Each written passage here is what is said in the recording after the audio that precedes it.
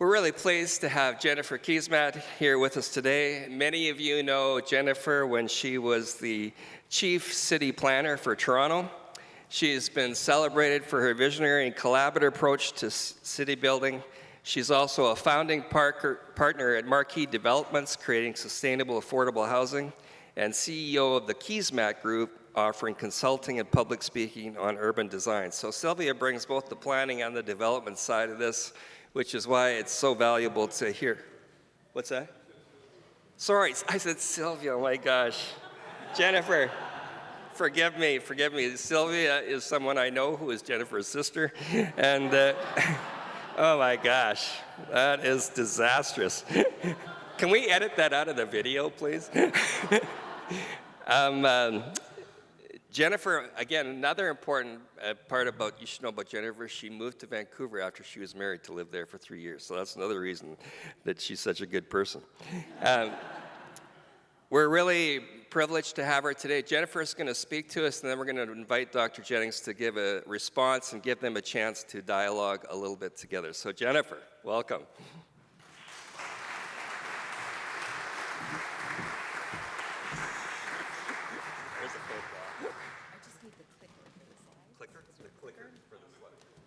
You're the clicker. Okay, excellent. Hi, everyone. I'm absolutely thrilled to be here today, and I have to tell you, my mother would love that introduction. She would just love it that you mix the two of us up. Some of you may know my sister Sylvia. She's a theologian, and of course my brother-in-law Brian, who has walked these halls for many years, also a theologian. I am not a theologian, not even close. It's very intimidating for me to be here speaking with so many theologians in the room. And Tim is absolutely right. I lived in Vancouver for 3 years, and as fate would have it, it was right at this moment, 31 years ago, I know exactly the date, that I moved to Vancouver, and I know the exact date because 31 years ago today, I got married. It's my wedding anniversary. And my husband and I moved to Vancouver, and our time living there ended up impacting our lives in really profound ways. And one of those ways, we met at Regent College. We went to a lecture by a community activist by the name of Bud Osborne. Do you know that name, Tim? You do know that name. And Bud Osborne was a poet.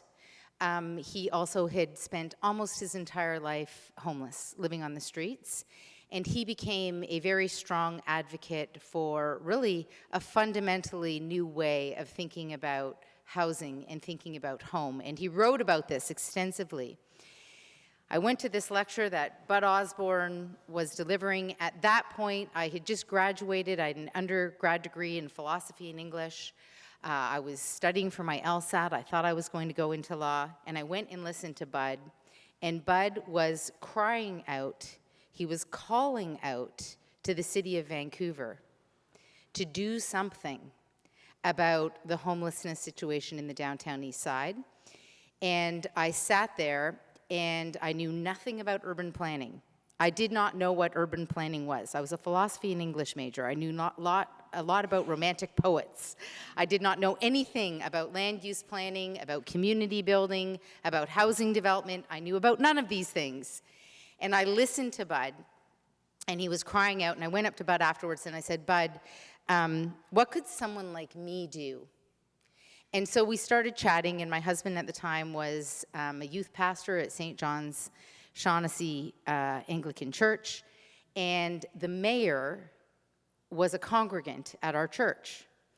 And so Bud and I came up with this plan to hold a community forum in our church on housing and homelessness in the downtown east side in Shaughnessy, which is one of the wealthier neighborhoods in Vancouver, and to invite the mayor to come to that come to that forum. And so that's what we did, and we focused our conversations on a specific site, which was at that time highly contested, the old Woodwards building right in the center of the downtown east side. And there was a proposal on the table by a private developer to turn the Woodwards building, which was right in the center of the poorest postal code in Canada, into a luxury condo. And Bud was calling out for this to be redeveloped as affordable housing. And so we held this forum in the church. We invited the planning department. Again, I didn't yet know what a planner was. We invited the planning department. We invited the mayor. They all came in. We held this forum.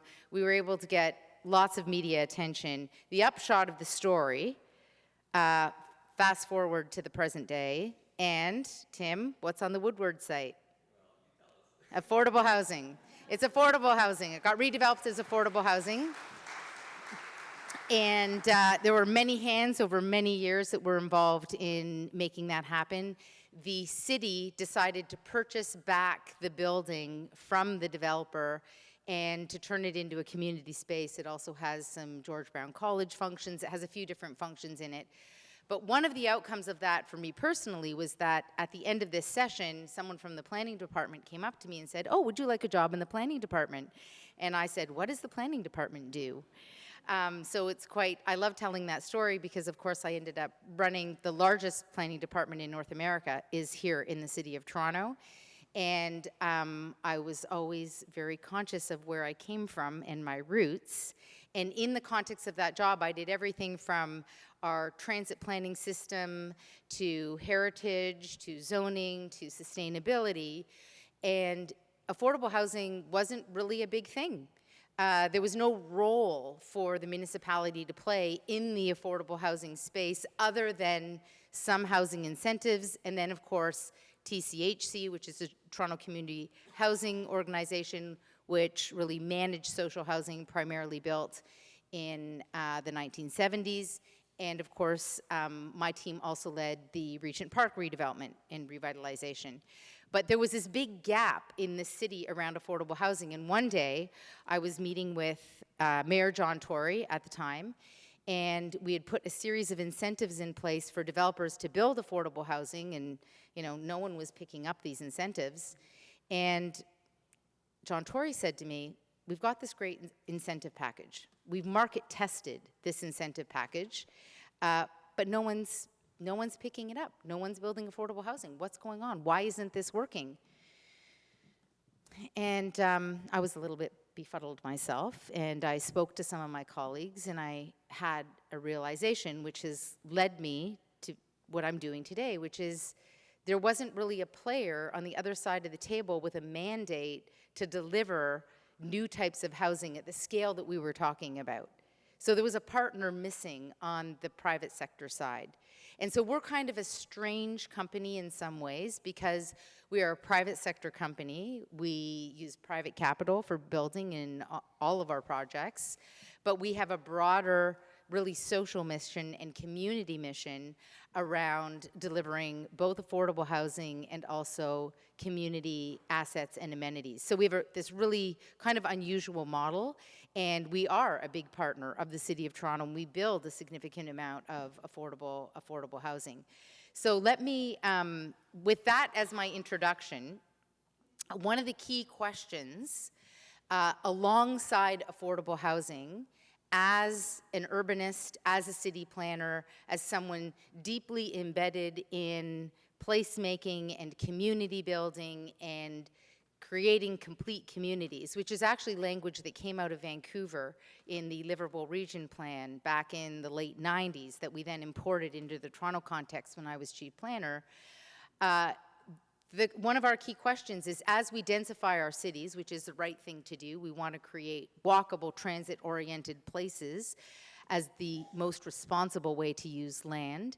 How do we protect and enhance community infrastructure? How do we protect and enhance churches and community facilities and not-for-profit organizations and organizations that are focused on special interests and specific communities in our cities?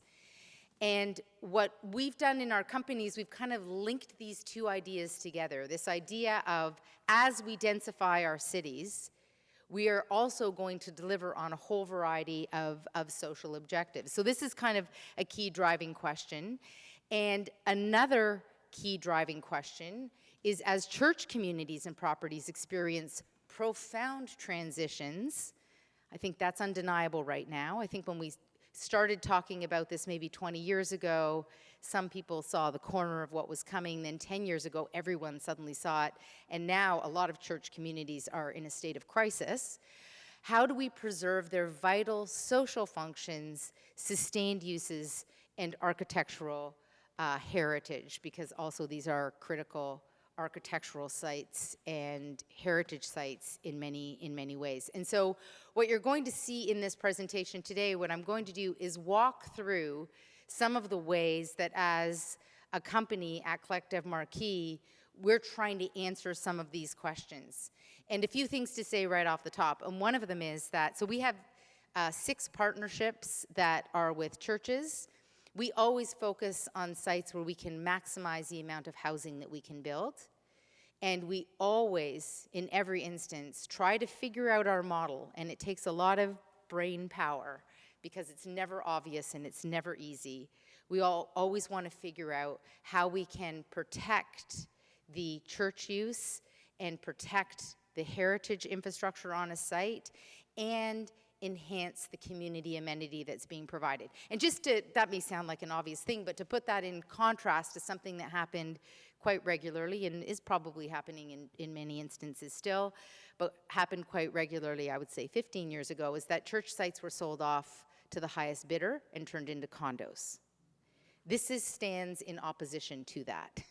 This is about recognizing that there's an important social use, there's an important spiritual use, there's an important community use, and that as we densify the city and as we build more housing, ideally affordable housing, we want to think through this question of how we can be creating places that have functions that are not commercial, that are functions that are about relationships, that are about people, that are about human flourishing, exactly the types of spaces that in the absence of this kind of a mandate will just disappear.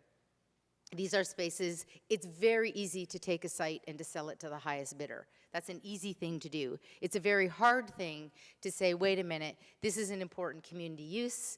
How has the community use evolved and changed? How should it evolve for the future? How can we strengthen the community use of this space? How can we strengthen the church that exists here or any other synagogue, any other kind of religious function that may be in that space to date. So these two questions, the question about complete communities and this question, we've brought those questions together. And so in our portfolio, and I'm going to walk through some of the different things that we're doing because I think it's probably best to tell the story by looking at specific examples. You'll see that every situation is completely different. Every partnership is completely different. And I'll tell you the beauty of that, and I'll tell you the beast. The beauty of that is that we sit down with our partners and we ask the question, what do you need? And the question and the answer is always different. And I have a slide a little later where I'll talk through that in a bit more detail. The beast of that is that there's 2 problems that emerge. One is that sometimes it takes a long time for a community to kind of figure out that question. What could the future be? Many church communities are in a state of crisis. It's very hard when you're back on your heels to be thinking and dreaming about the future in a big way. Very difficult to do that. When you're kind of wondering whether you can keep the lights on, to be thinking about, oh, if we could do anything, what would we do? What would the future look like? So it's a they're different parts of your brain. So it becomes very difficult to have those conversations. The other big piece is that we often end up working with religious people, not developers, not people who have experience in going through the very complex process of figuring out what a concept plan looks like, of figuring out what the future of a site should be. And on the one hand, that means that we have these very rich partnerships from a relationship perspective. It introduces a risk, we always say, and there's many churches that have called us up and we've met with them and we've left it as a team and we said, well, we can't really work with them because there isn't someone on the other side of the table that can work with us, who has the skills and the capacity and the expertise to be able to advance this. And that's just that's a risk that in some instances we've gone down the road with partners who very clearly don't have the capacity to be involved in developing something.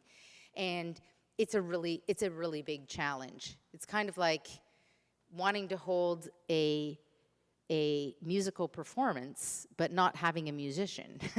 You need a musician in the room to play the violin if you're going to listen to the violin. If you're going to develop your site, you actually need people on the other side of the table who have the skills and capacity. And I do believe this is one of the reasons why churches historically have been taken advantage of by the industry, is because it's like, this isn't the thing we know, and it's an industry where there's a lot of gray. And there's a lot of different ways of structuring things. There's no textbook, although I think Indwell did write a book. There's no textbook on how you do this. And I'll talk through some of our partnerships because it shows some of the different ways that, that they're structured. I actually have a lot of slides, so I'm going to have to pick up the pace a little bit for all of you. So our mission as a company is high-quality urban homes in complete communities. So we really put an emphasis on scale. If we're debating between doing a project that results in 30 new homes and a project that results in 400 new homes, we're always biased to building 400 more homes. And that's because we're always thinking about the magnitude of the crisis and the housing crisis, and in particular in the city, in locations where you don't need to own a car. The magnitude of the crisis is so high that we are very biased to always doing larger scale communities and thinking really carefully about the amenities that turn buildings into communities. The other thing that's kind of unique about our approach, because we have this mandate of building homes in complete communities, we're a little bit agnostic about whether it's for rent or ownership. In some instances, we have some very high-end housing, and that's because, I'll show you this project, it's a National Historic Site, and the level of investment required in rebuilding and reinvesting in the church, and we're quadrupling the community space in the church, was incompatible, and that was incompatible with building affordable housing. So it's a really interesting example of the adaptability of our model. We met a whole series of objectives, including sustainability. It's a very green building, but we do not have the affordable component in that building. And then the other piece is that we have a whole variety of different models, and the models are often they're based on the moment in some ways, which sounds totally ridiculous, but it's absolutely true. Because the way you can structure a project 5 years ago versus how you can structure a project today is very different. And that has to do with government programs and government incentives and access to government funding. So we are very interested in how we can create different kinds of models, always moving towards the goal of delivering as much and as deep affordable housing as possible in complete communities. And we're very passionate about models that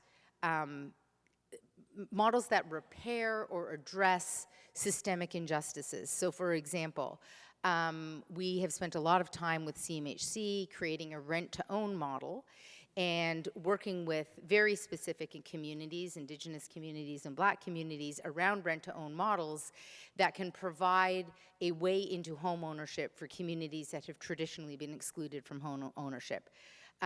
Is that the model? Is it the best model? No. Does it do one thing? Yes, it does do one thing. Does it do everything? It doesn't do everything. But that's an example of a model that meets a series of objectives, which for some of our partners is really critical. Then another model, of course, is not-for-profits, and I'll show you an example of a not-for-profit model. And then we're also looking at cooperatives. And cooperatives are contingent on a series of government programs and incentives that are currently being rejuvenated at the federal level in a really significant way. So we have a series of projects. We would do many of our projects, almost all of them, if our land partner is interested in that, because that's always a constraint for us as well. as co-ops. We love co-ops. Co-ops is about shared ownership. There's a whole variety of very interesting outcomes that come from cooperative models. We have a great legacy in both Vancouver and in Toronto specifically, a little bit in Montreal, around the cooperative housing model.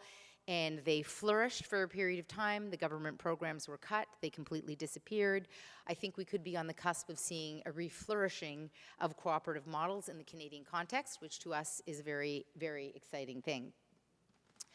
So I've talked a little bit about this already, so I'll go through this very quickly, but there are a whole variety of objectives that we seek to deliver, and I do believe it's possible to deliver on multiple objectives. We have just opened a new building on Wilson Avenue. It's a 12-story mid-rise building. It's 450 homes, and there's a partnership with that building with Habitat for Humanity, and so there are Habitat for Humanity homes in that building. They are owned, and it's also, at the time of its opening, the greenest building in the City of Toronto. It's a very, very green building. It's Tier 4 of the Toronto Green Standard. You'll notice there the supply at scale, which I've mentioned already, but we're always trying to figure out how do we deliver more homes. That's actually like a driving principle behind everything that we do. Our projects are urban and transit-oriented because that's a fundamental part of our delivery model and being able to make our projects financially viable. I'll also just mention, you'll see our projects are also beautiful, and we believe that all housing should be beautiful, that this is a critical part of human dignity. And so we really invest in the beauty of our projects, and we think about the material quality and the aesthetic of our projects.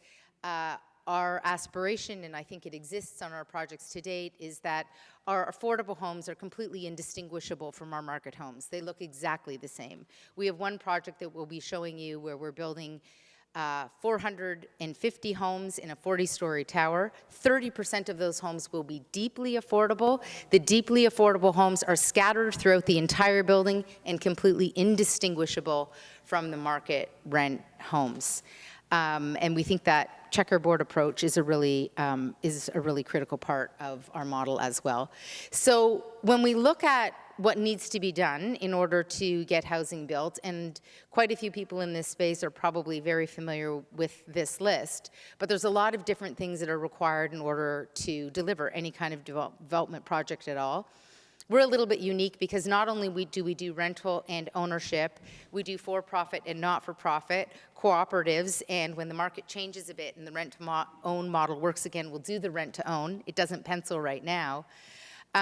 We do pretty much every part of the process, which evolved in part because in speaking with our church partners, what we discovered, which is not surprising, and many of you in this room know this, is that church communities usually don't have any of these capacities.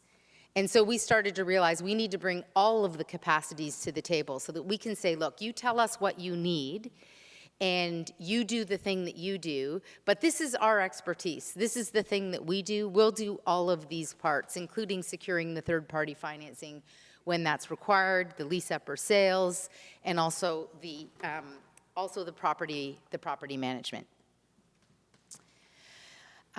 So I'm going to start to begin to talk a little bit about our what's in our portfolio, and in doing that, you're going to see a whole variety of projects. The one that you see on the bottom there is an infill project that is built. It is currently owned and operated by Shiplake. And part of what I wanted to stress, it's the only time you'll see that slide.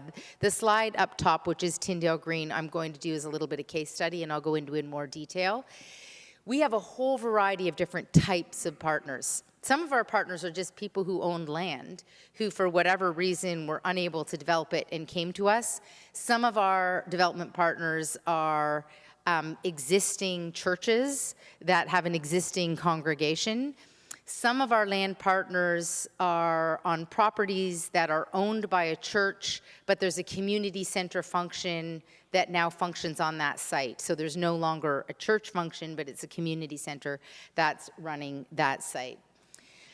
I mentioned that flexibility in delivering for our partners is really critical. And there have been a few organizations, Kindred Works is maybe one of those organizations that's kind of created a bit of an overarching model and a standardized approach.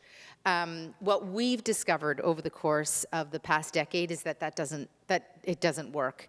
Every one of our partners is so unique, including the capacities of the folks on the other side of the table, but including their needs. So for example, sometimes our partner needs purpose-built space and they're functioning in a building that wasn't really designed for what the needs of the community have grown to be. And so purpose-built space is the need. Sometimes they need a fundamentally new building. One project that I won't show you today because it's not public yet, but we're building a state-of-the-art YMCA in the podium of 2 residential buildings. That's an instance where a new purpose-built space is required. That includes a full-size gymnasium and a full-size pool. Sometimes our partners have a financial problem. So this is actually not that uncommon. So we have one partner that had a significant amount of debt that they'd accumulated over a period of time. And in order for the institution to continue, the development both had to retire their debt and deliver on a whole series of social principles. And one of their key social principles, which is why they were a good alignment with us, was that they wanted to maximize the amount of affordable housing that could be built in the community. But addressing their debt through the development became a critical part of how the model was structured. So one of the very first things that we do with any partners, we sit down and we say, what do you need? What is it that you need? And sometimes a new vision is needed. Sometimes there's actually, and this is starting to happen again, which is kind of cool, it's a growing constituency. So the church community is growing. There might be multiple different denominations that use the same space, and the space needs to be adapted to accommodate those multiple different denominations. We have one partnership like that. So the flexibility in the partnerships we've discovered is very critical. This just gives you a little bit of the scale of what we're working on right now, what we've completed, and the different stages some of our projects are at, and what is under development. And I'm going to go through 4 case studies, and 2 of them are in the suburbs. The one in the middle of the map is in Midtown, and the one a little bit farther down is a stone's throw from here. It's on Bloor Avenue. It's Cielo, and that one is coming out of the ground right now. That's a construction project, and we've been taking lots of our partners on tours because if you're at the stage of talking about the idea, it can be very hard to believe, even for people of faith. Very hard to believe that you can get out of that stage and get to the steel-toed boots and the hard hat stage and the construction stage. So taking people on tours of our built projects and also the projects under construction is about building belief, in part because the process can be quite long. So I'm going to go through those 4 case studies right now. The first one that I'm going to go through is Cielo, which is the one that is just north of us here. So you can see there we're at Spadina and Bloor. How many people are from Toronto in this room? Okay, so maybe about half. For those of you that are not from Toronto, you know Bloor is just directly north of us. This is just a little bit over to the west, very close to the Spadina subway station. And if you go to the next slide, you can see here, this is the original church, which is a National Historic Site. It was built in the early 1800s and has been a continuous and active congregation through that entire time period. If you go to the next slide. And here you can see what it is that we're building. And there's a few things that I want to highlight here. This is a partnership with Bloor Street United Church, but interestingly, there's an alliance of a variety of different church organizations that have come together to be a part of this project. So there's a Presbyterian church is also involved. There's a synagogue that's also involved. So you're going to see in a minute when I show you a picture of the sanctuary that the sanctuary has been designed in such a way that when you look in one direction, it's a church, and when you look in the other direction, the sanctuary is actually a synagogue. But importantly, as you can see by the little glass box in the foreground, there is a significant amount of new community space, and it's meant to be an ecumenical, multi-faith center that has a whole variety of spaces that can serve a variety of different communities. And that's all been integrated into the podium of the development. It straddles the TTC, it straddles the subway. So we've had the almost unfortunate pleasure of having to build a tower over top of an active subway. And I'll just tell you for a minute that about 8 months ago, we were just coming out of the ground on the projects, and at one moment I was standing on the scaffolding with my construction team, and I put my hand out like this, and the subway tunnel, I was like, wow, like that's the subway tunnel on the other, on the other side of my hand. There's a car with people going through that, and we're building over top of it. So this is one of our most complex projects. The church is being completely rebuilt, and to give you an example of the costs associated with that, all of the stained glass windows have been very carefully extracted from the site by a heritage expert. They are now in a controlled environment where they're being stored. I think it's costing us about $70,000 a month, the storage of all of the precious elements in this church, and we're very committed to handling them with the utmost care and restoring them back into the sanctuary. And that's a critical part of this project. There's about 350 condos in this development. They're private condos, and there is no affordable housing. This is our only project that has no affordable housing, and it has no affordable housing because of math. In order to do all of the work that we're doing in building the community space and rebuilding the church, it was simply not possible to integrate affordable housing into this development. So there's a bunch of very interesting things. If you go to the next few slides, I can show you a little bit of this is what the construction looks like. I think this is about 2 weeks ago. I know it looks pretty messy on the slide there, but we're at about the 4th story coming out of the ground. This building will be occupied in 2027. So we'll basically be we'll be about halfway done the tower by the end of the summer. And we'll start at the bottom, putting in windows and finishing rooms later in the fall. So that will, it'll happen in a very stacked way. And just to show you a little bit about what some of the church will look like, you can just go through these slides, David, a little bit quickly. This is the sanctuary. The next slide shows the other direction, the synagogue. Orientation of that space. The next slide shows you the scale of the gathering space. The next slide shows you some of the connections between the heritage and the new spaces and the community spaces that will exist. This will be a very porous building that is open to the community, that has a whole variety of different offices for different denominations in it. And the next slide will show you a bit about that as well. That's the interface between the heritage and the new building.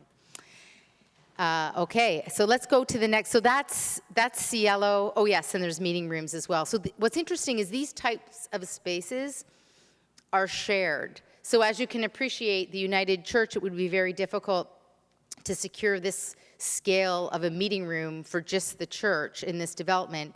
But when these spaces become shared between the different groups, you can then have a higher level of amenity space in the building. So the next snapshot that I'd like to share with you is Merton. And this one isn't a church site, but it falls into that category of really unique partnerships that's enabling us to deliver a significant amount of deeply affordable housing. So this is almost 500 new homes in a rental building. They're 30% deeply affordable or rent geared to income homes. This is a partnership with the City of Toronto. So this is on an expedited timeline, and construction is starting this fall. And this building Thinking about that little matrix that I showed about meeting multiple objectives, this development is version 4 of the Toronto Green Standard 2, which means once this building opens, it will be amongst one of the greenest buildings in the city as well. And just because we like to be cute, we actually made it green, so it's green. So we can continue on. I know this slide is hard to see, I apologize for that, but what it highlights is that this is another example of a really unusual development partnership. And some of you in the room might really like this, which is why I wanted to highlight it. We do not own the land. We actually owned an adjacent property, which we've sold to the City of Toronto. The mayor asked us if we would consider doing this as a land lease so that the land can stay in public ownership in perpetuity. We liked this very much. So we are building this building on a 99-year land lease. In 99 years, the land and the building goes back to the city of Toronto. So we build it, we operate it up to that 99-year point. This is a really brilliant way for public organizations and public agencies and, dare I say, churches to hold on to your land in perpetuity and to continue to have some type of ownership in your property over the very long term. So this land lease model, in my opinion, is a very interesting one that we're going to see more of. The federal government is very interested in this model right now as well, and I think that there are development partners that are starting to get their heads around this idea that they don't need to own the land. And just a few slides. For those of you who don't know Toronto, this is right in Midtown Toronto, which is the fastest growing area in North America by the new homes that are being built. It's an area that the corridor along the northern edge of Mount Pleasant Cemetery has the highest percentage of new Canadians of anywhere in the country. So it's a great area because of its proximity to the subway. We're within about 500 meters of the subway. We are building 0 parking in this development. There will be no parking spots. If you want to own a car, you're not going to want to live in this building. We will have car share spaces though, and we will have a lot of bike parking, and also a city bike parking station. So this is an interesting model for a whole variety of reasons and a really important location for the deeply affordable housing. If you go to the next slide, here you can see it right on the edge of Mount Pleasant Cemetery. Next slide. And then just zooming in a little bit closer into the site, and you can go to the next slide. Next slide. I don't know why I have so many context slides on that, but it's actually a fabulous location for the project that we're building because we're not building any parking. So Cielo, the Bloor Street United Church, we have 5 stories of below-grade parking. Because we have no parking, it significantly truncates our construction timeline. So it took us about 18 months to get out of the ground on Cielo, to get above grade, and we will be above grade in just a few months. We're just doing a very small level of below grade for the geothermal work on Merton. So it's also a way to get housing built faster. The next project that I just want to share with you is Tyndale Green. Have a few people in the room heard about this one? Because this one's been in the media. Okay, so a few people have heard about it. This is a really interesting one because Tyndale University used to be Ontario Bible College, moved to this site and changed their name to Tyndale University. They were originally a seminary and now are accredited university, a Christian university. And on this site, which is an absolutely beautiful, very large site, I'll show you a picture in a minute, there's a historic building that was not designated. So one of the first things that we did in our process to build goodwill with the city was to designate the building as part and recommend designation as part of our application. Because of the scale of the site, it's an opportunity to really truly deliver on building out a complete community. And so we are building an affordable daycare, we're building a new community center, we're building a new cafe. So there's an opportunity to create a real walkable community. One of the reasons why this is an interesting one as a case study is because it's had twists and turns. And most projects have had twists and turns. And I cannot stress that enough. Anyone who's done any building in this space knows that that's true. But with Tyndale, our first aspiration was to build 50% as affordable homes. And that was initially how the project was advancing. Then interest rates went up. In 1 year, our cost of borrowing for construction went up by $40 million. So every time an interest rate went up, the level of affordable housing in our project went down. It was like a direct correlation. It was like, okay, we need to borrow more. We need to borrow, our cost of borrowing kept going up throughout the course of that 1 year, as it did for so many others. So where we're at right now is we're beginning to build the first phase this year. And in that first phase, we've been able to hang on to 30% affordable housing, but we're hoping that over the life cycle of the project, because it's going to be about a decade, that we will get to that aspiration that the university had and that we had as a company as well, of 50% affordable housing. We're also building a new park on the site, a 2.7-acre park, and we are conveying almost 30 acres of the land to the Toronto Regional Conservation Authority, adjacent to the ravine. So this is a project that has a lot of really big city building moves. With Tyndale University, we've created a new and separate entity that is the development co for the project. So we've separated that out from the university, although for the first 2 years, it was being led by Tyndale University. And we've now severed the lands and created a separate development company. That was in part about managing risk for the university, and it was also part about recognizing that the university is a university, and they want to focus on being a university and not focus on being a developer. And this was one of the instances where we first realized, we have to bring all of the pieces to the table, because our partners don't have a person on staff who's dedicated to dealing with a development project. And so being able to do all of the parts and figuring out how to work with the steering committee to deliver that was something that we really learned on the ground in this development. So let me show it to you. Let me show you a few parts of it. I'll come back to this rendering in a minute. You can go back to the next one. I think you see it later. This was the original mother house for the Catholic Church in Toronto. And the mother house, it was built in the 1960s, and the mother house was then subsequently sold to Ontario Bible College, which became Tyndale University. You can go to the next slide. So here you see the overall site. I apologize that it's so small, but in the middle in white, the white rooftop, is the existing university building. So one of our key design principles here, if you haven't been to the chapel on this campus, you must visit it. It is an absolutely breathtaking, very beautiful chapel that is the heart of the university community. And we took that as a guide for our design principle around the heights of the various buildings that are on the site. The goal was not to bury the university in buildings. So I said that we wanted to maximize the amount of housing we could build, while also ensuring that we're delivering on excellent urban design. So that didn't mean just popping up a series of really tall towers.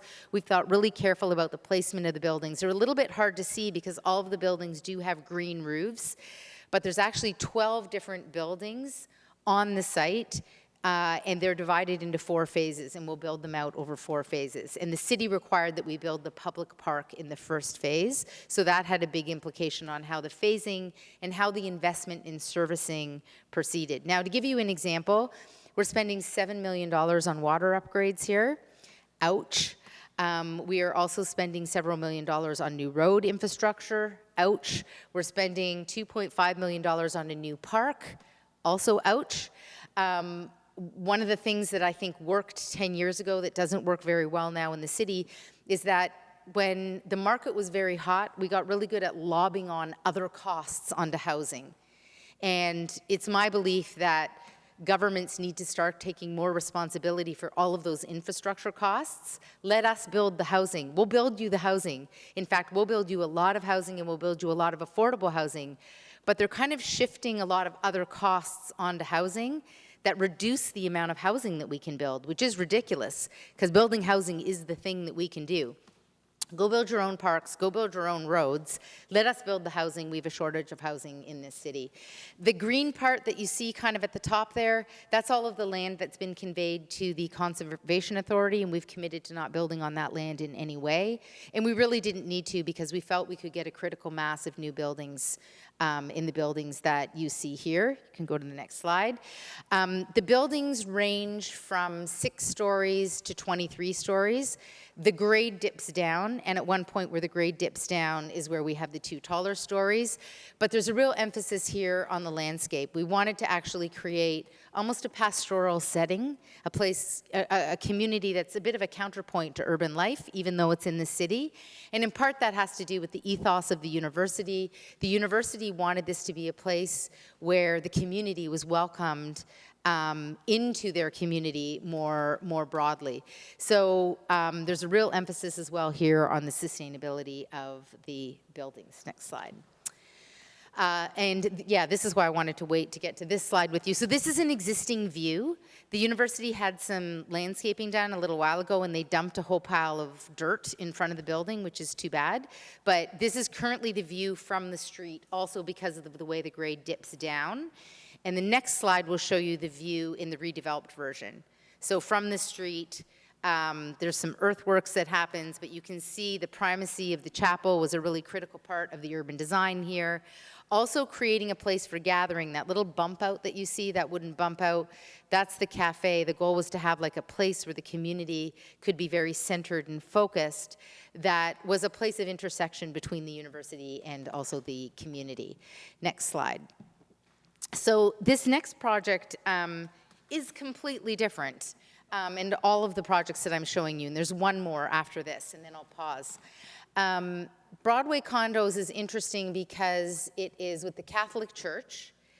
There's an existing church, St. Monica's, and there's a growing population in this church. And in part, this has to do with high immigration levels from the Filipino community coming into Yonge and Eglinton.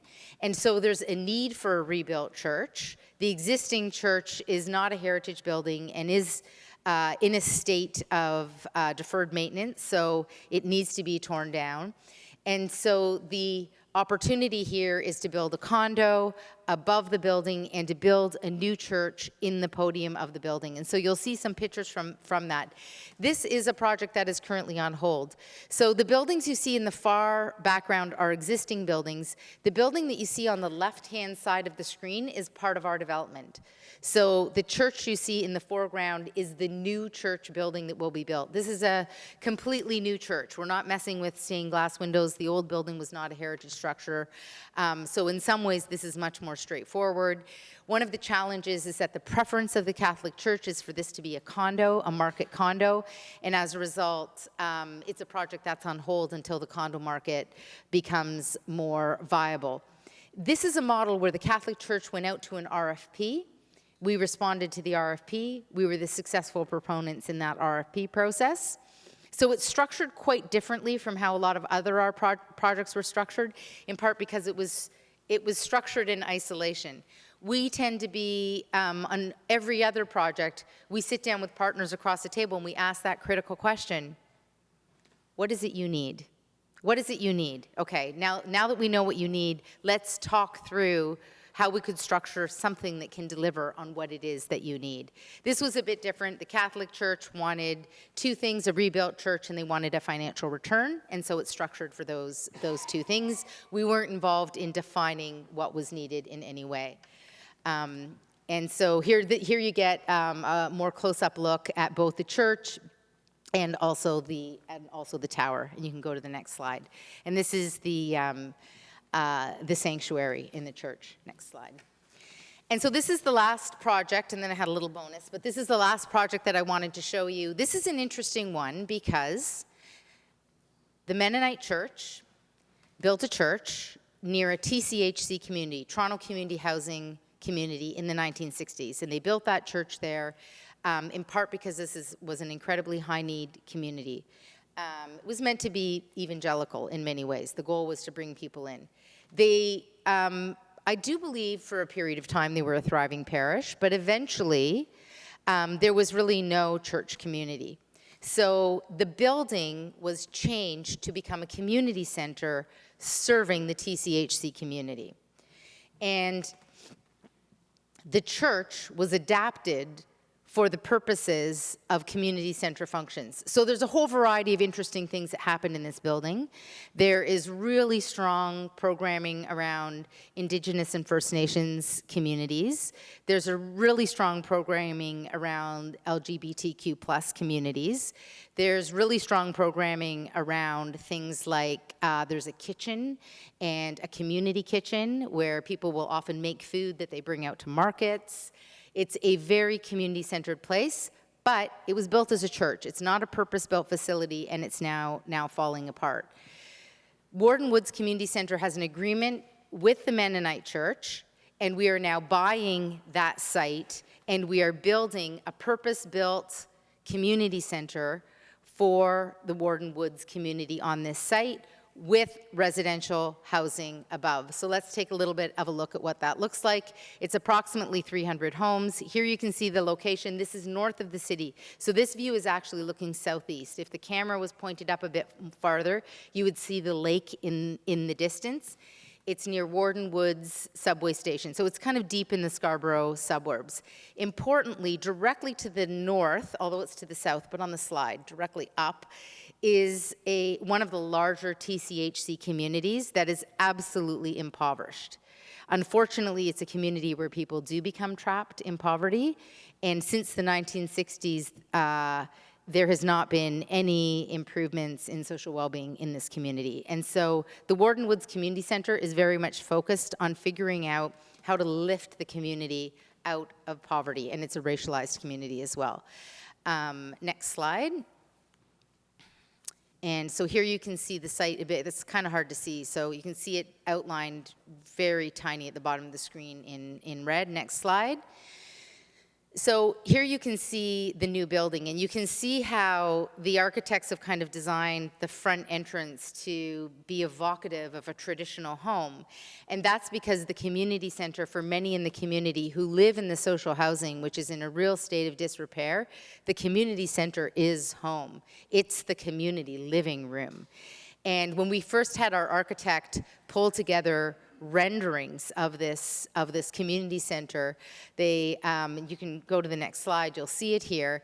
They looked at this space, and what they didn't like about it was they thought the rendering was much too clean, because they said this is like a living room, like there's someone, there's going to be someone busking, there's going to be children on tricycles, there's going to be a lot of chaos going on in this space. You can see that there's a cafe that's designed on the one side. Having fresh food served in this community is really critical. It is a food desert. There's also all kinds of programming. There's a daycare. There's particularly spaces for young people. It's a community where very recently there was a tragic shooting amongst some teenage gangs. So the new community center also comes with a much bigger vision for the community to actually take more control over its own future. So this is a partnership on church lands that have been readapted, and now it's evolving again, but the critical piece here, it's being protected for these community uses. And importantly, we're currently exploring, which we believe would be a great opportunity here, is a co-op model on this site specifically. We currently have it structured as a not-for-profit model. Okay, and then I had a few bonus slides, which I'll show you just very quickly. We can go to, we have something called our Missing Middle portfolio. These are smaller projects that prioritize affordable housing, in part by providing more simple buildings. Coming from something called the Build Simple movement, buildings that are just really high quality buildings, but they don't have pools and parking and all kinds of other amenities that drive up the cost of rental. So it's about integrating lower cost but high quality affordable rental buildings into the city. At least 10% of the units in these buildings are attainable. And we're using cross-laminated timber construction in order to build these buildings, and we have partnered with CMHC in order to deliver that. And there's 5 of these buildings in the city. And this is just an interesting one because it also has an interior courtyard. And we're also targeting these buildings for families, and all of them are in very urban locations. And there you can see what the interior courtyard looks like. So it becomes like part of the private space. This is another example that's on Danforth. Construction on this one starts in a couple of months.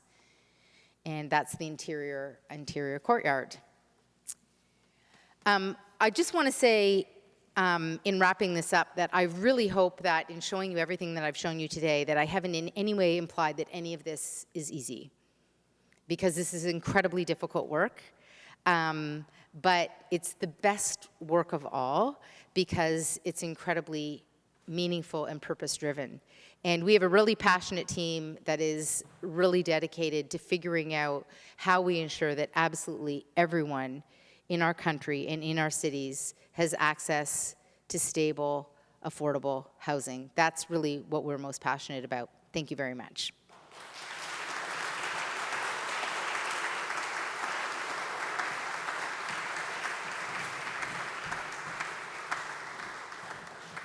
So helpful to hear specific stories and to see specific projects that give us imagination for what's possible. Invite Willie James Jennings now to come and just respond a little bit. Always wanting to think theologically about these projects, and so invite Willie to come and do that for us.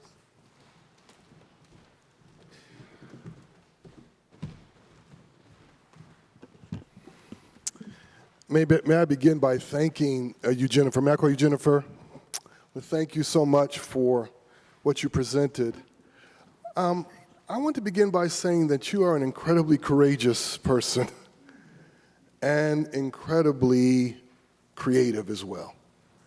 And I was sitting there listening to you, and being an educator, I was sitting there thinking, how can I clone her?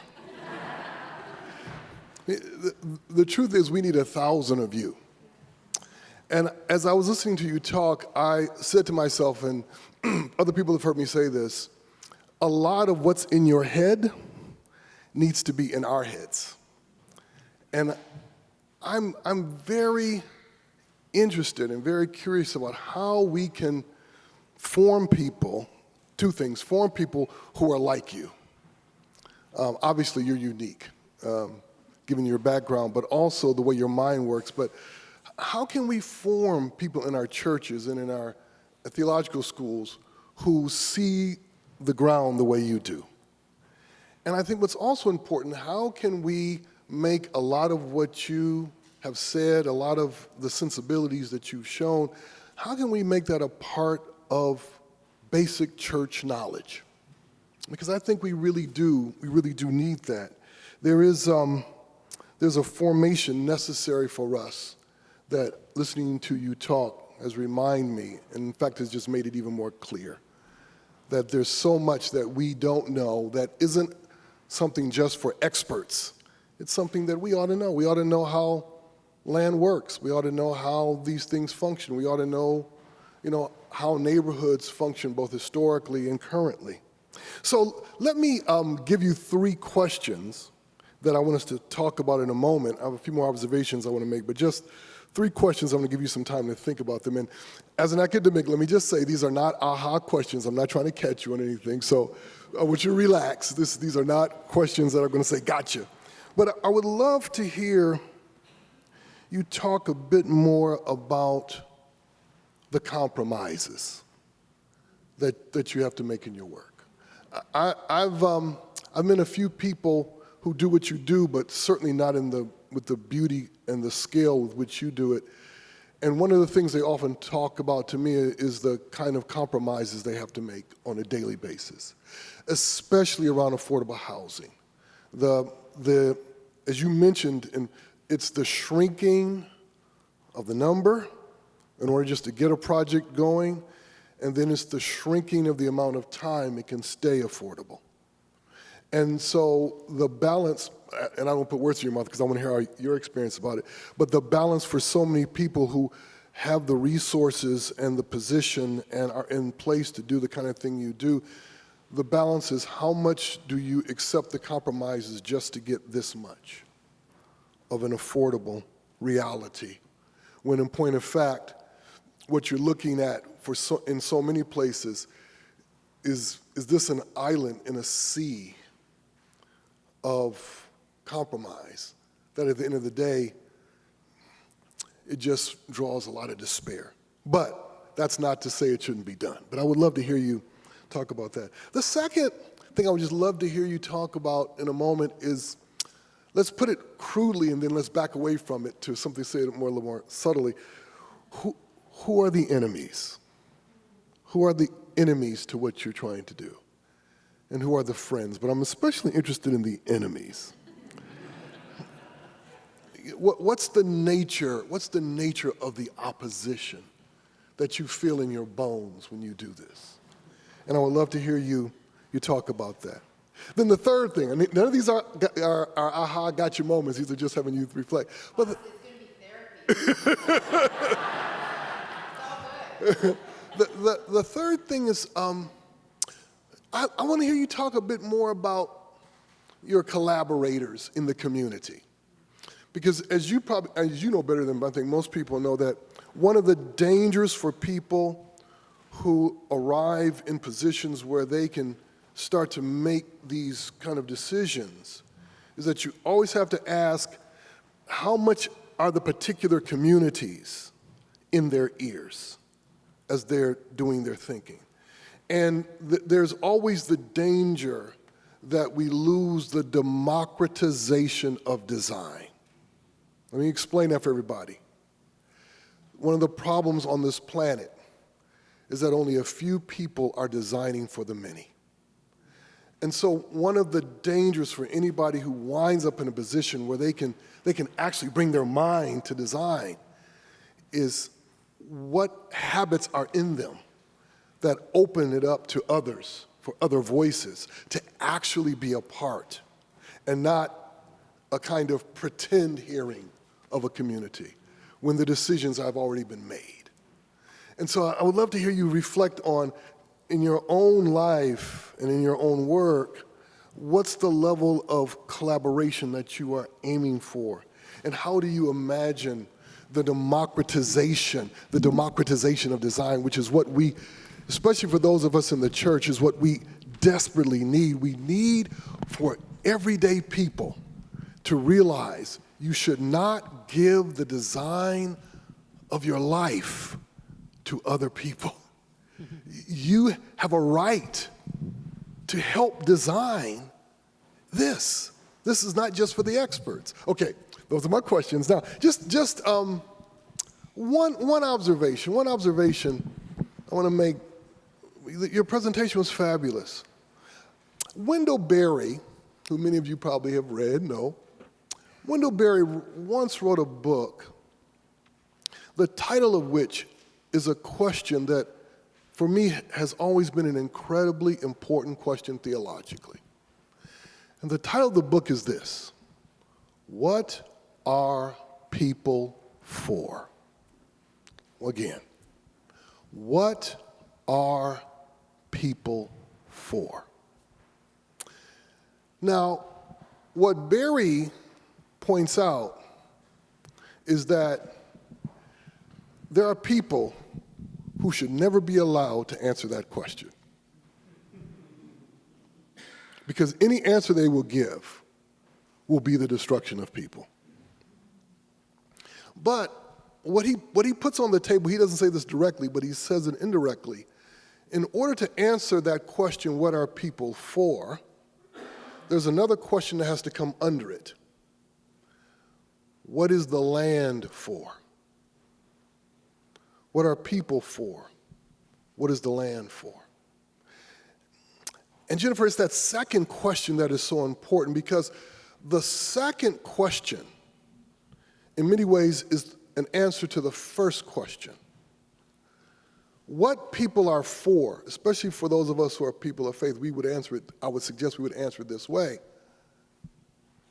People are for the land being able to express its reality of abundance.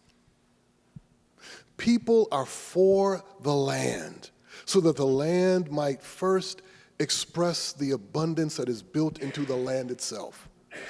And then the second thing people are for is for the land to help facilitate the meeting of people, one to each other. and the meeting of people with all of creation, and most importantly, with God. So people are for the land. For the land to be able to express what it has been created to be, the reality of God's own working. And listening to you talk, I think you're answering that question quite nicely. All right, I'm going to come and sit down and I'll let you answer those first two questions. Well, thank you. And I have to say that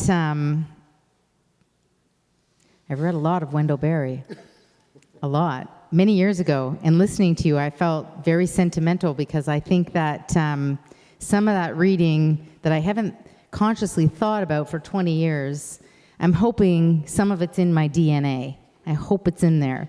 And I'm definitely going to go back and pick up Wendell Berry tonight. So let's begin with your first question, the compromises, because I do think the compromises are actually the hardest part. Because the compromises, there's always a line you should never cross. And it's incredibly difficult to figure out where that line is. And the line has shifted for us as a company. As the market has shifted, and we've asked ourselves, well, is it better to build something than nothing at all? Whereas, take Tyndale Green as an example, our original aspiration and our original project was 50% affordable, and the percentage of those 50% affordable were also deeply affordable.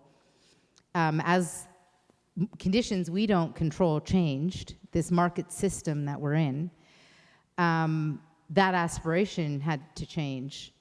And there were questions around our boardroom table around, well, do we sit down and wait and do nothing? Do we wait for those market conditions to come back again? And then you get into really big socioeconomic questions about what's happening today and whether building something is better than building nothing. Is it better to build 70% market rental and 30% affordable, or to wait and maybe never build anything at all in order to align with that original aspiration? So there's all kinds of compromises, and I would like to say that there's a whole variety of really hard lines that we won't cross. But the hard lines they've been much harder to find than I thought. I kind of have seen a lot of, I'm sounding like a relativist, like everything's always changing. And in part, it's because there are so many different factors and variables that go into what we do. And there's also, unfortunately, a lot of different ways to rationalize what you can do. So I think that the compromises are profoundly difficult. They're everywhere, they're constant, and maybe having Wendell Berry in my DNA is helping to be a little bit of a North Star to keep me from crossing some line that I shouldn't cross, because I see those lines get crossed all the time. So I don't know, did that answer sufficiently the compromise question? Maybe just a little bit more on kind of how you negotiate it personally, because I'm sure that must be tough sometimes. Yeah? It is difficult, but look, there's been moments where many of those projects that I showed you on the screen today that we thought they weren't advancing at all. And there are many moments where my partner, who is a business guy, and where he's the one with the pen and the pro forma, will come in and say, oh, I can't make this work. I think we should put this on the back burner. And that's when you start asking the questions around what you would be prepared to do to keep something advancing and how you can structure it. And I think the same thing stands for many of our partners, because our partners have to make trade-offs as well and evaluate what might be possible. I'll give you a very specific example. We have a project that I didn't show here. It's not far from here. It is a community church that has a thriving population. It's a community church that needs more space. They also have a Montessori school associated with the church. And we've been in conversations with them around advancing, building, not unlike the Warden Woods project, a condo building above and purpose-built space with a larger sanctuary, a larger gymnasium, so that they can have everything that they need. They wanted to do this on a land lease model. We looked at it as a land lease model. We have a capital partner who is interested in a project of this scale, and our capital partners said, absolutely not, we won't do a land lease. Now, we like theoretically the idea of a land lease because the church retains ownership of their land. But we had to evaluate, do we push back with them on doing a land lease so that we can advance the project sooner because we have an existing capital partner for that project? It needs about $60 million of construction, of equity to get started. Or do we take, I don't know, another 6 months to a year, who knows how long it's going to take, to go out and find another partner who might be willing to do it on the land lease model. And so the compromise is, in our ideal universe of rainbows and butterflies, we can give the church exactly what they want, which is the land lease, which we also think would be a better model for them. But practically, are we prepared to do all of the running around we're going to have to do to find a different partner? At the end of the day, we went back to the partner and we said, look, we don't think we've got enough juice in the tank to spend a whole additional year looking for another partner in order to do this in the land lease model. We really urge you to do this through a sale, through a land sale, and then we're going to stratify the church and the community facility within the development, and so they will own that, but they won't own the underlying land. And then they had to go back and decide if that was a compromise that they were willing to accept. And I will tell you, that took another 3 to 4 months of them having deliberations around their board table. And then finally they came back to us and they said, you know what? We trust you guys. We trust what you're warranting to us. And let's proceed with it, not as a land lease, as a sale. So that's an example of a very real, tangible compromise that has a pretty big implication for this church community. Enemies. Okay. You know, when you asked the question, the first thing I thought when you said enemies was, I thought, well, the first enemy to what we do is probably greed. Because, you know, and you might have, I don't know if you're expecting me to say, well, the NIMBYs or city council, but no, it's not. It's greed. It's that it's really hard to get the capital financing to advance these projects because everyone wants a pound of flesh in the process. And this goes back to the broader systems of how our land economy is structured. And our land economy is structured to maximize a return, not to maximize the kinds of things that we're talking about here. So I would say it's our system, it's our broader socioeconomic system around land is the biggest enemy. So yes, so let me press that just a little bit more. I don't want you to name names, but oh, I'll name names. Well, I mean, if you want to name names, it's fine. But how is that? Can you say more about how that greed is embodied, say in functions, operations, or the kind of roles people have? Because I want us to bring it all the way to the ground. But you're right, it is greed. But I want to.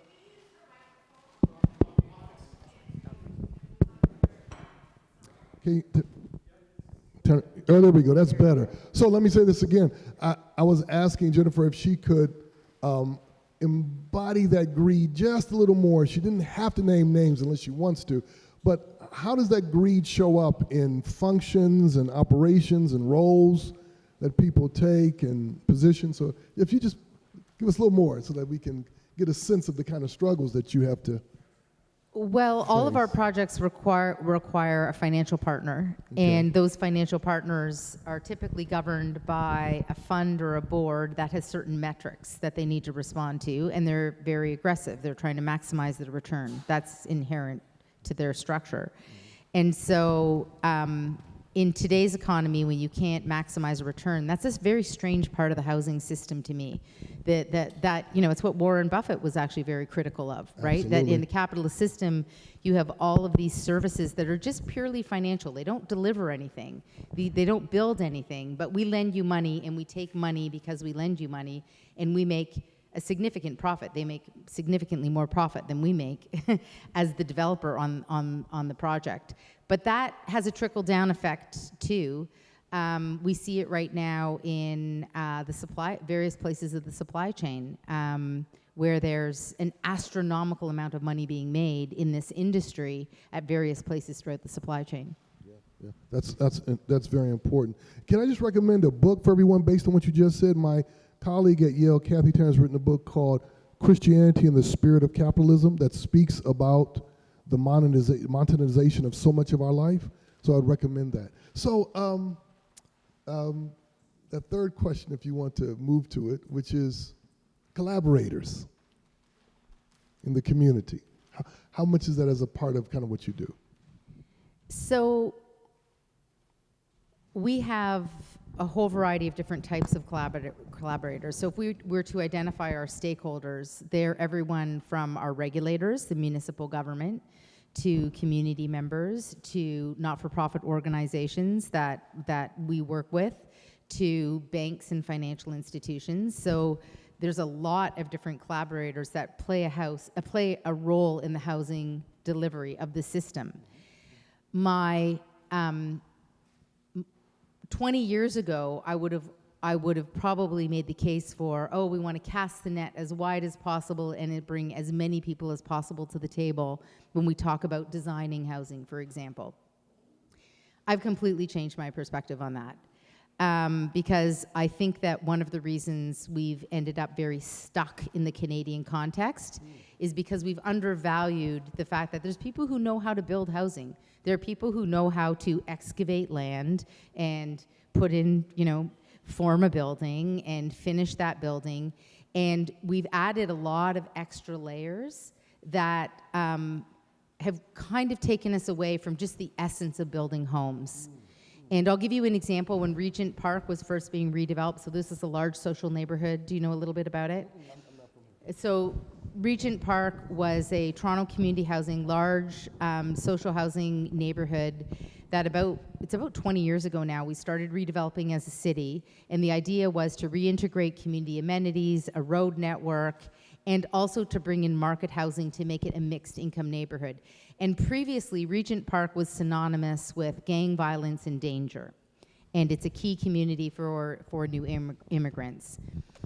There was probably like 15 years of studies that were done about redeveloping the community. And one of the reasons I think, now it's a real successful story of redevelopment and transformation and lifting communities out of poverty. There was many a PhD thesis written on designing communities for immigrant families and consultations that took place with people in these communities. But at the end of the day, I kind of strip it back to the basics. I think we can go back to, in some ways, what you were talking about having a relationship, right? Yes. People need communities where they feel safe, where they have a kitchen and a washroom, and there's certain community basic amenities that are required, and we actually know those things. We don't need to go back and consult on those things any longer. So I think that we need to be really careful in our collaborations that we're not overloading the process, because I think we have overloaded the process when it comes to housing, and there's too much process right now. We want to take an opportunity to get a few questions from people here that have questions for Jennifer. And so if you have a question, come up front here and we'll just come on up and ask your question to someone. I think, Ruth, are you coming up to ask a question? Okay, come on up. Thank you so much, Jennifer, for your presentation. I have a bazillion and one questions, but one very basic one is, can you remind me what an RFP is? Oh, yes. An RFP is a request for proposals, typically used by government organizations that have criteria around procurement to ensure that the procurement is fair, but any organization can issue a request for proposals to solicit bids on almost anything, whether it's a bid for a consultant or, when you're tendering a project, you would issue an RFP as well. See, we're all learning the lingo. Thank you. Very interesting the projects that you're working on. And there's one question that has always stumped me, and I've heard it throughout this week or these few days, and the government talks about it and everything. What actually is one's definition of affordable housing? Very basic. This is the magic question, the million-dollar question. So the good news is the City of Toronto has 30-page papers on defining affordable housing, and they're continually updating their definition. When people refer to affordable housing in Canada, they're typically referring to housing that is not social housing, but housing that is below market housing. So, and it can be at various levels. So it can be 20% below market, 30%, or 50% below market in terms of what it costs. Social housing is housing that is built, operated, and owned by the government. And typically when people move into social housing, they have a right to stay there in perpetuity. We have almost no social housing being built in Ontario. I don't know about other provinces, but almost no social housing because it's widely seen as a sort of a broken model for a variety of reasons. In the Toronto context, the vast majority of affordable housing that gets built is built by private industry and is built on behalf of the government. So when we build 30% affordable housing, we're building it in partnership in some way with the government. So the government puts incentives in place. It has various mechanisms in order to enable people like ourselves and other developers to build at various levels of affordable housing. So when someone says affordable housing, within that, it means a whole variety of different things. It's not very specific yet. You have to drill down and find out how that housing is affordable. Because within that envelope of affordable, you could be talking about just below market, 10% below market, and you can also be talking about deeply affordable, which is typically what rent geared to income is. And rent geared to income has a provincial definition, and there's a rent list for rent geared to income. So it is a confusing question, and it's further confused by the fact that the City of Toronto has a definition for affordable housing. CMHC has a whole variety of different programs, and in those programs, they define affordable housing differently, even within those programs. And then, of course, the province has its own definitions of affordable housing as well. And then the last layer that makes it very complex is that the City of Toronto is sort of constantly changing their definitions too. They're updating and changing how they define affordable housing. So it doesn't really mean something that you can pinpoint. You always have to drill down and figure out what someone's talking about when they're talking about affordable housing. And then there's supportive housing in that spectrum too that's there. Karen. So I'm curious about when you sort of start and think, oh, we can build 30% affordable housing and the market's changed so you can only do 10%. Is the government not aware? Are they not changing the conditions or aware and adjusting and saying, oh, okay, well, we still want to have 30% of this? And is there a negotiation or advocacy that can happen so that you don't have to roll back the projects and let go of the affordable housing?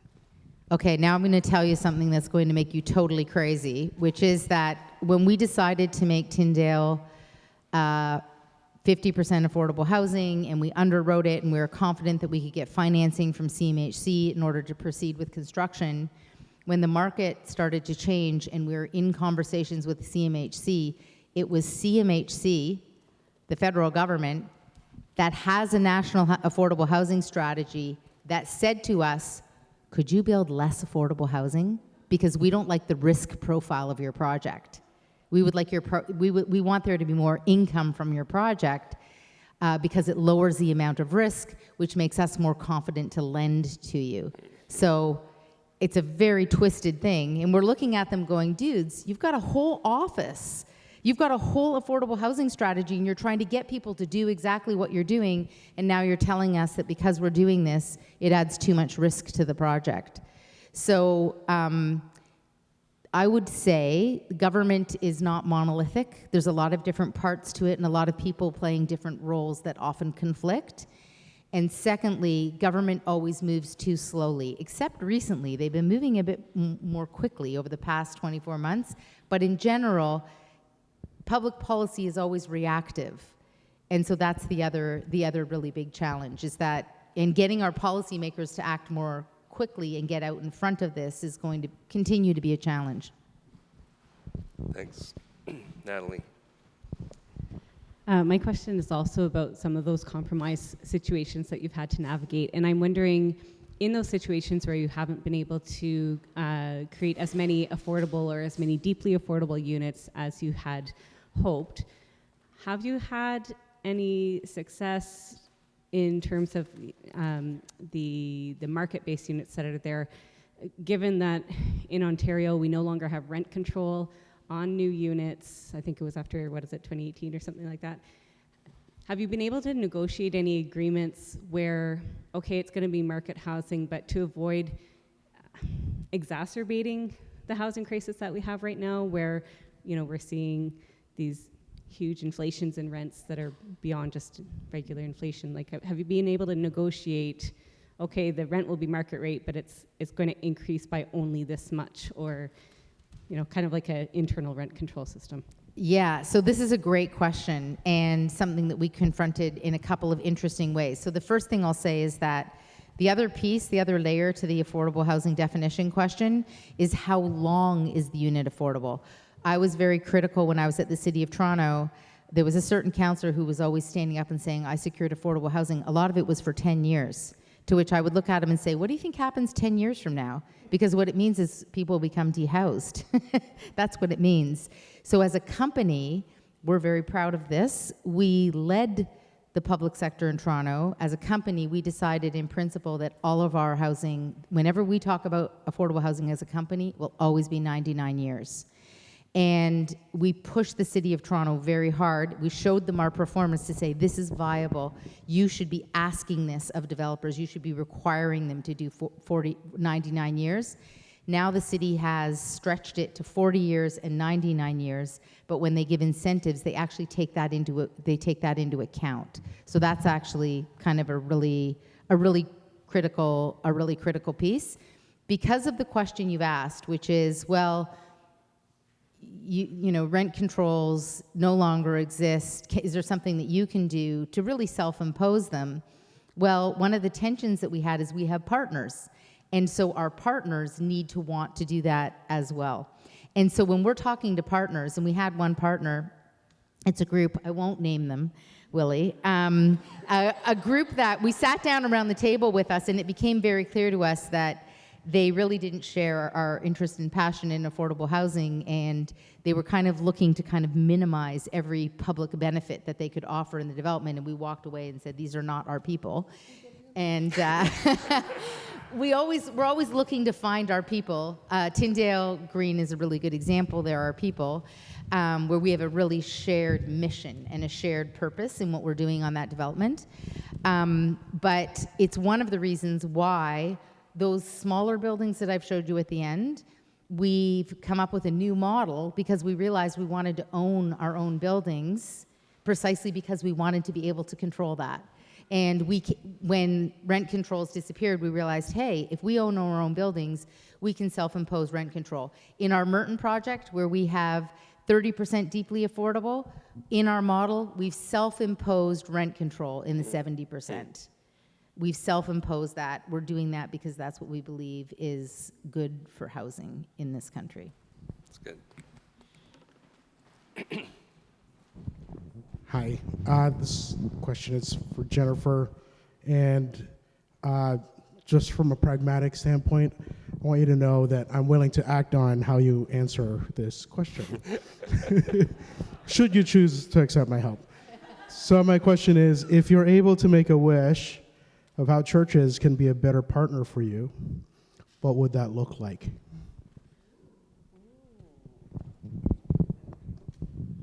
That is a fantastic question.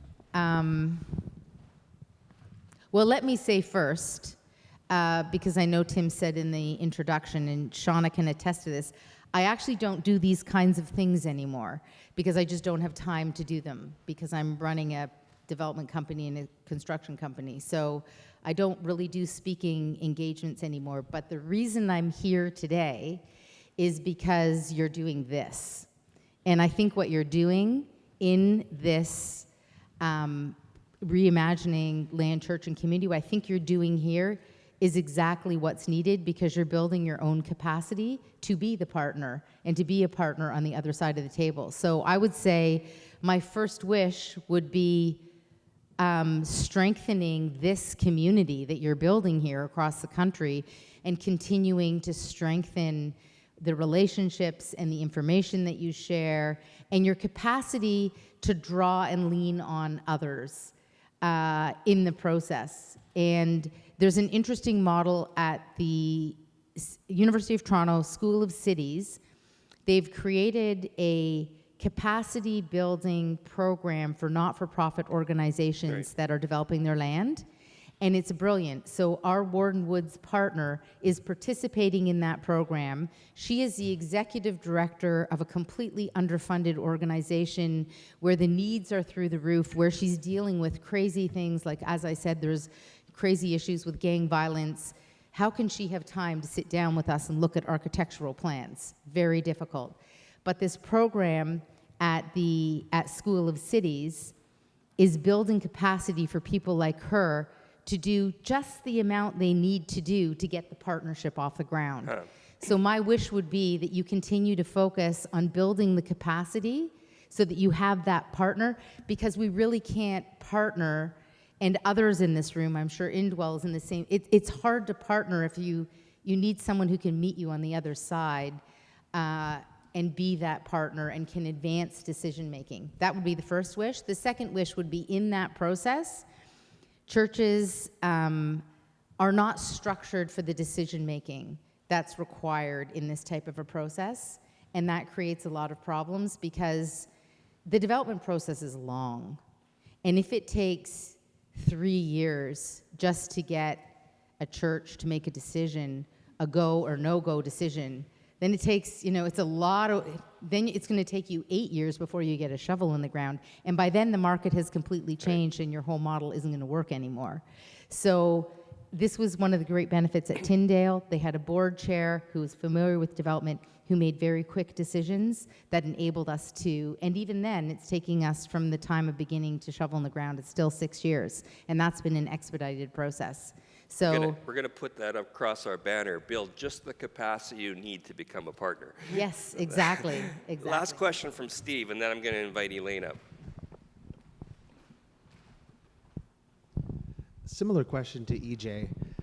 It seems like the definitions of affordable housing are confusing by design to kind of foster disengagement from people. That's how I feel anyway.